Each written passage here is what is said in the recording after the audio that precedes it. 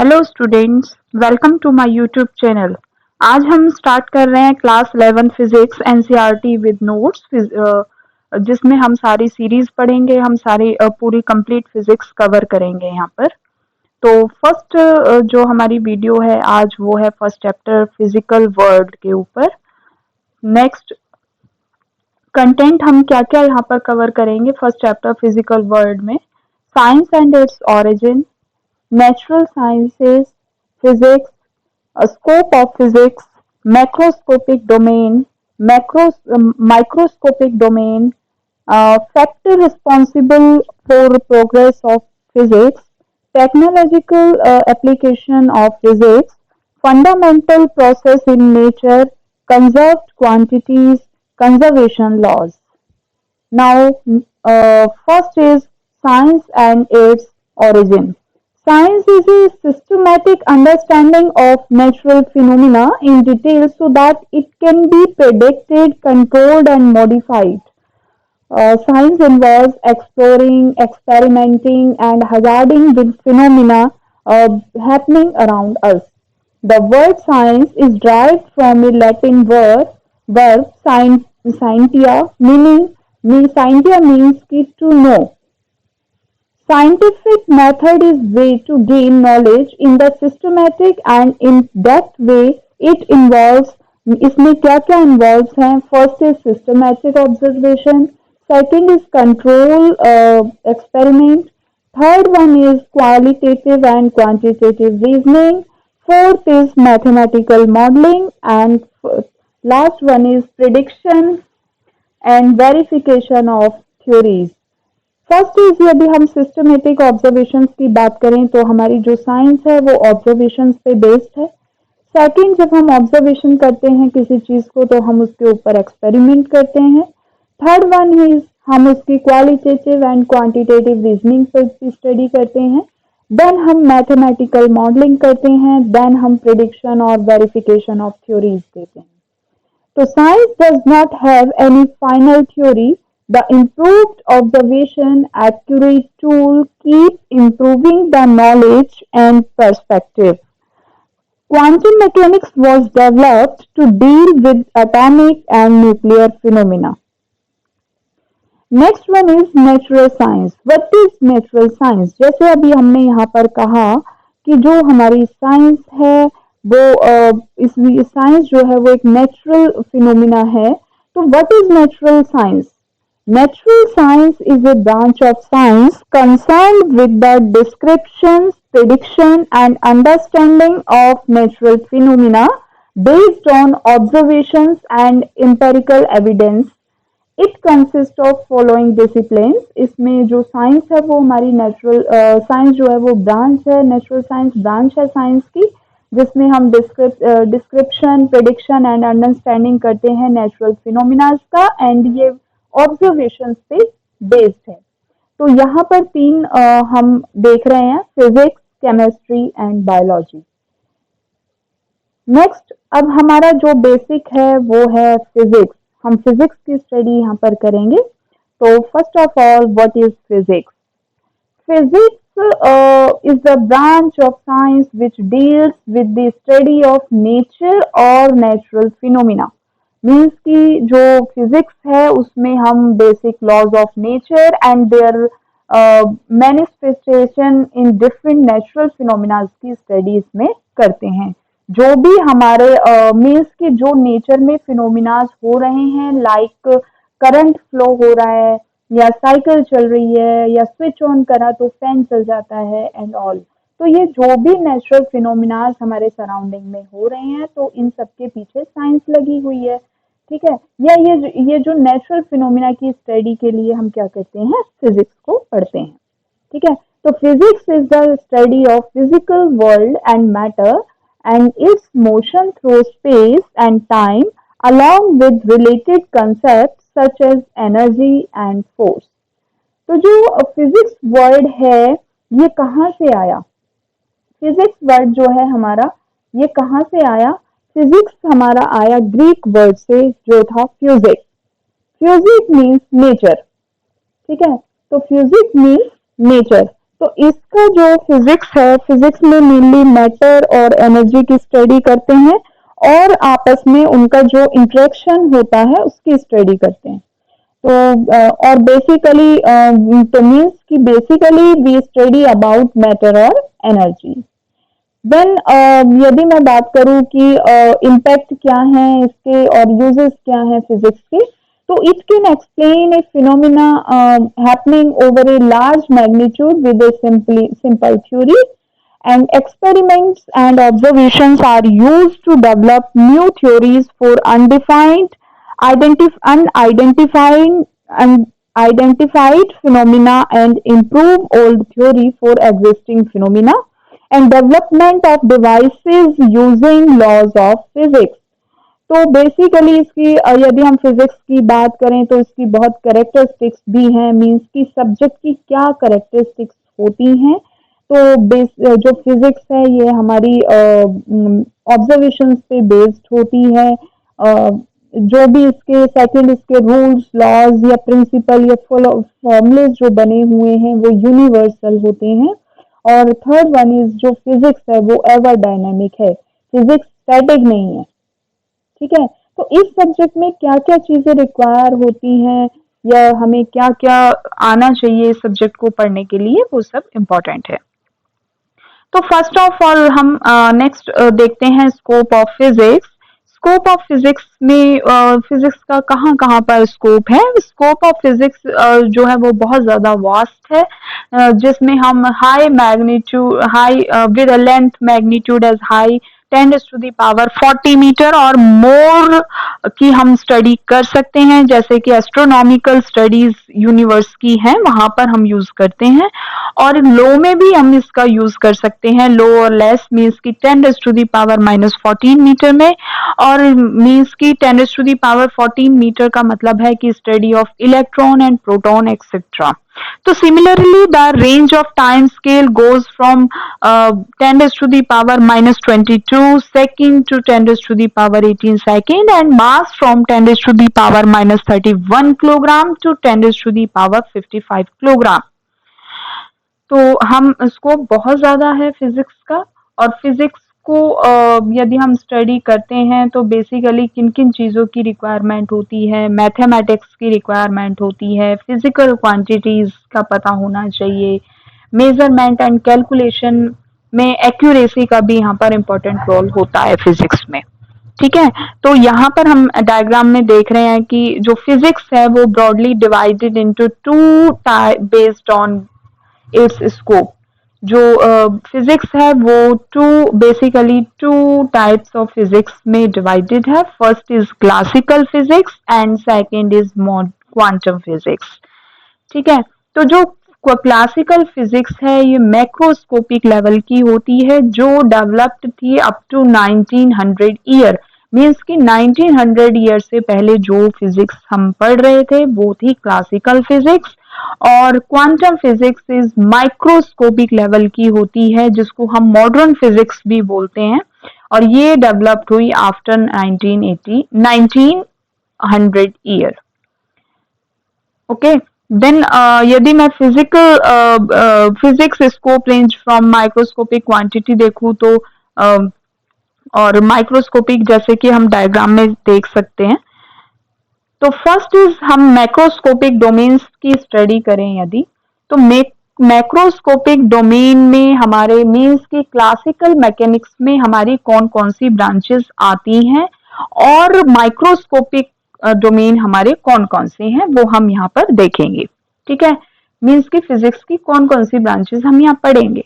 यदि मैं first classical mechanics की बात करूं तो classical mechanics is the macroscopic domain. Macroscopic का मतलब है कि हम बड़ी चीजों की, ऑब्जेक्ट की हम यहाँ पर स्टडी करते हैं। यहाँ पर हम न्यूक्लियस की स्टडी नहीं करेंगे, एटम की स्टडी नहीं करेंगे, जहाँ पर इलेक्ट्रॉन प्रोटॉन होंगे उसकी स्टडी हम यहाँ पर नहीं करते हैं। ठीक है, तो मैक्रो जो हमारी क्लासिकल फिजिक्स है, macroscopic domain include phenomena at large scale like laboratory, terrestrial and astronomical. It includes following subjects। First is इसमें जो होता है वो होता है मैकेनिक्स, सेकंड होता है थर्मोडायनेमिक्स, थर्ड होता है इलेक्ट्रोडायनेमिक्स एंड फोर्थ होता है ऑप्टिक्स। ये हमारे क्लासिकल मैकेनिक्स के पार्ट है। ठीक है, तो फर्स्ट यदि मैं मैकेनिक्स की बात करूं तो मैकेनिक्स में हम हमेशा मोशन की स्टडी करते हैं। ऑलवेज हम यहाँ पर क्या करेंगे, मोशन से रिलेटेड जो भी होगा, जैसे मैकेनिकल चीजें जैसे मशीन का वर्किंग या speed, mass, acceleration, force, rotational motion, even sound wave also mechanical wave etcetera, तो हम ये मैकेनिक्स में स्टडी करते हैं। तो basically mechanics it is based on Newton's law on motion and the laws of gravitation. It is concerned with motion, equilibrium of particle, rigid and deformable bodies and general system of particle. Example, हम propulsion of rocket by ejecting gases, water, sound waves. मैंने अभी बोला था कि sound waves also is mechanical wave. ठीक है, तो equilibrium of bent road under A road, तो ये हमारी कौन सी है, मैकेनिक्स में हम स्टडी करेंगे। मींस कि जहां पर भी मोशन की बात होगी वहां पर हम मींस कि हम मैकेनिक्स स्टडी कर रहे हैं, right. Then second is electrodynamic. Electrodynamic इसका एक और नेम भी है, इलेक्ट्रोमैग्नेटिज्म नेम है।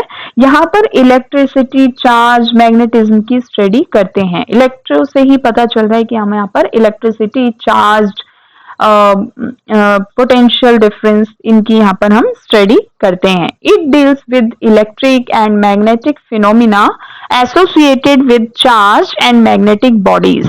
Example, motion of a current carrying conductor in a magnetic field, या response of a circuit on to an AC voltage, या propagation of radio waves in the ionosphere.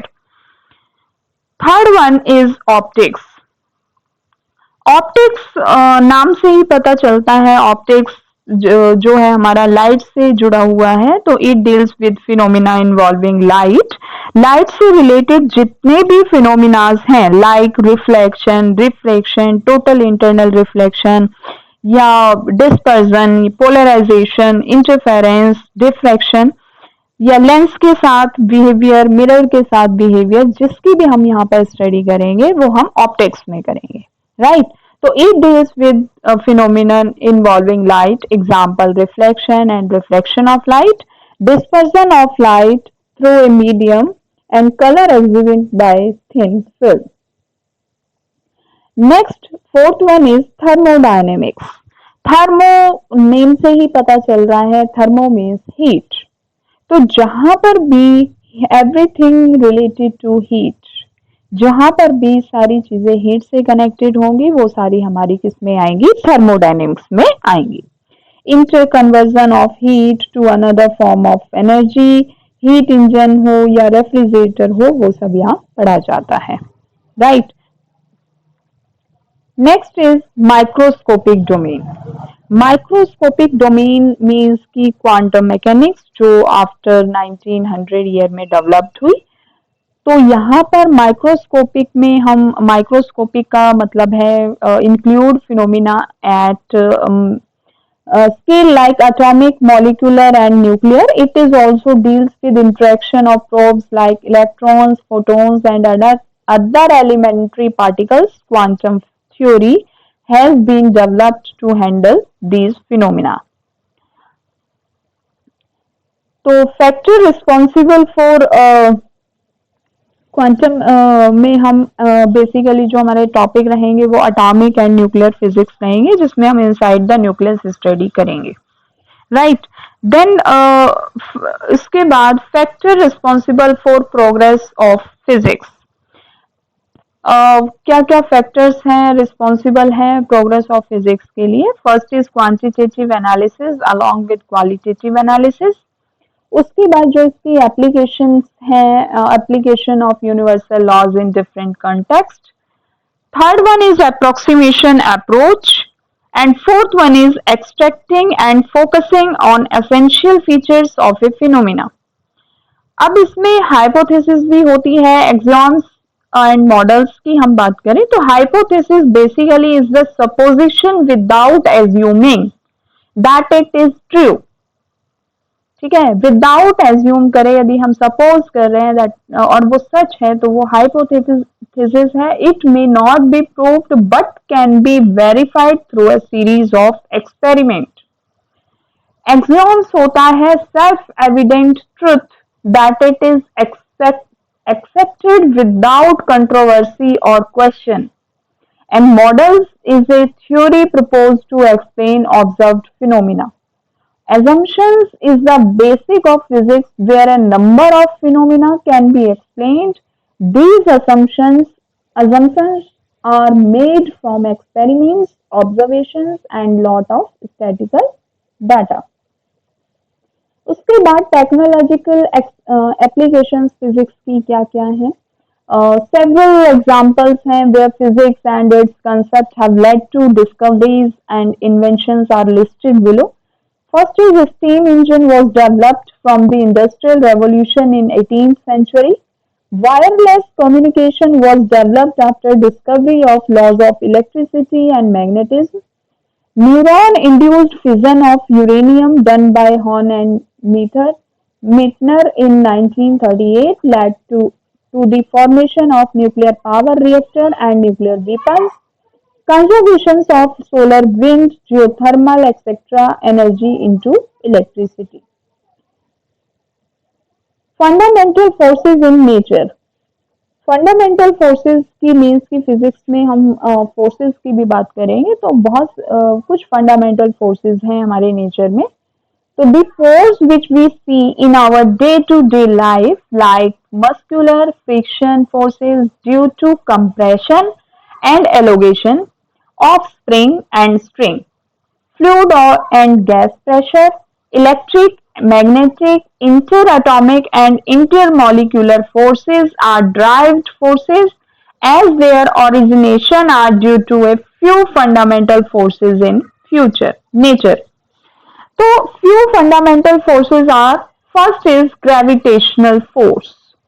Gravitational force basically two object के बीच का जो attraction है between mutual attraction होता है two bodies के बीच में by virtue of their masses. It is the force of mutual attraction between any two object by virtue of their masses. It is universal force as every object experiences this force due to every other object in the universe. Second is electromagnetic force. Electromagnetic force is the force between charged particles. Charged at rest have electric attraction between unlike charges. And जब between like charges तो वहां पर क्या होगा, repulsion होगा. ठीक है, means की पॉजिटिव नेगेटिव एक दूसरे को अट्रैक्ट करेंगे और यदि दोनों नेगेटिव या दोनों पॉजिटिव हैं तो वो क्या करेंगे, रिपेल करेंगे. तो charges in motion produce magnetic force, together they are called electromagnetic force. Third one is strong nuclear force. Name से ही पता चल रहा है that is called strong force. It is the attractive force between proton and neutron in the nucleus. It is charge independent and act equally between a proton and a neutron, a neutron and a neutron, and a proton and a neutron. यदि दोनों proton है, दोनों neutron है या दोनों एक proton है एक न्यूट्रॉन है तो चार्ज क्या होगा यहाँ पर, यदि इंडिपेंडेंट है तो वो एक्ट करेंगे या तो दोनों प्रोटॉन होंगे, दोनों इलेक्ट्रॉन होंगे या एक प्रोटॉन होगा एक न्यूट्रॉन होगा. तो recently discovery shows that proton and neutron are built in elementary particle quark. Next is fundamental forces in nature. Next है वीक न्यूक्लियर फोर्स. हमारे पास 4 फोर्सेस थे. First is gravitational, second is electromagnetic, third is strong nuclear force and fourth one is weak nuclear force. Weak nuclear force क्या होता है, नाम से ही पता चल रहा है weak है. This force appear only in certain nuclear processes such as beta decay of a nucleus. In beta decay the nucleus emits an electron and an uncharged particle called neutrino. This particle was first predicted by Wolfgang Pauli in 1931. Conserved quantities, अब हम यहाँ जब physics पढ़ रहे हैं तो हमारी कुछ क्वांटिटी यहाँ पर क्या होंगी, कंजर्व्ड होंगी। तो कंजर्व्ड क्वांटिटी की यदि हम बात करें तो physics gives laws to summarize the investigation and observations of the phenomena occurring in the universe. Physical quantity that remain constant with time are called conserved quantity. जो क्वांटिटी टाइम के साथ constant रहती हैं उनको हम बोलते हैं conserved quantity. Example, for a body under external force, कोई बॉडी एक्सटर्नल फोर्स में है, उसकी जो काइनेटिक एनर्जी है और जो उसकी पोटेंशियल एनर्जी है change over the time, but the total mechanical energy remains constant. और मैकेनिकल एनर्जी क्या होती है, kinetic energy plus potential energy, right. Second, conserved quantities can be scalar, means की एनर्जी, और vector, total linear momentum and total angular momentum, right. A conservation law is a hypothesis based on observation and experiment which cannot be proved. These can be verified via experiments. तो first हम बात करें कौन कौन से conservation laws होते हैं। First is conservation law of conservation of energy. First is होता है law of conservation of energy. Conservation of energy में क्या होता है कि जो according to law of conservation of energy है, the energy remains constant over time, और इसमें क्या होता है, one form to another form convert होती है energy, right. Energy remains constant over time and convert from one form to another form. Second, law of conservation of energy applies to the whole universe. जो conservation of energy है इसको हम whole universe में apply कर सकते हैं। It is believed that the total energy of the universe remains unchanged. ठीक है, ऐसा नहीं होता कि जो मतलब जो फिजिक्स के लॉज हैं वो हमारे यहाँ कुछ और हैं या किसी और कंट्री में कुछ और है या कहीं और कुछ है। जो फिजिक्स के यूनिवर्स, जो फिजिक्स है, मैंने पहले भी बताया था, फिजिक्स के जो लॉज हैं, रूल्स हैं, फॉर्मुलेज हैं, वो यूनिवर्सल है, वो होल यूनिवर्स में अप्लाई होते हैं, राइट। तो law of conservation of energy applies to the whole universe and it is believed that total energy of the universe remains unchanged. Third one is जो under identical condition the nature produce systematic result at different time। ठीक है, next is law of conservation of mass. अभी हमने पढ़ा law of conservation of energy, second है conservation of mass. This is principle used in analysis of chemical reaction. Chemical reaction is basically rearrangement of atom among different molecules. If the total binding energy of the reacting molecules is less than the total binding energy of the product molecules, the difference appear as heat and the reaction is exothermic. यदि total binding energy reacting molecule की less than है total binding energy product molecule से, means की total binding energy है reactant side की और total binding energy जो है वो प्रोडक्ट साइड की से लेस है, तो difference appear as heat and the reaction is exothermic. ठीक है, तो यहाँ पर डिफरेंस अपीयर होगा हीट में और यहाँ पर रिएक्शन, इस रिएक्शन को बोला जाता है exothermic reaction. Next is opposite. Opposite is true for energy absorbing reaction. यदि अपोजिट है, अपोजिट इज ट्रू, तो यहाँ पर एनर्जी क्या होगी, एंडोथर्मिक रिएक्शन होगी, एब्सॉर्ब होगी। Since the atom are merely rearranged but not destroyed, the total mass of the reactant is the same as the total mass of the product in a chemical reaction.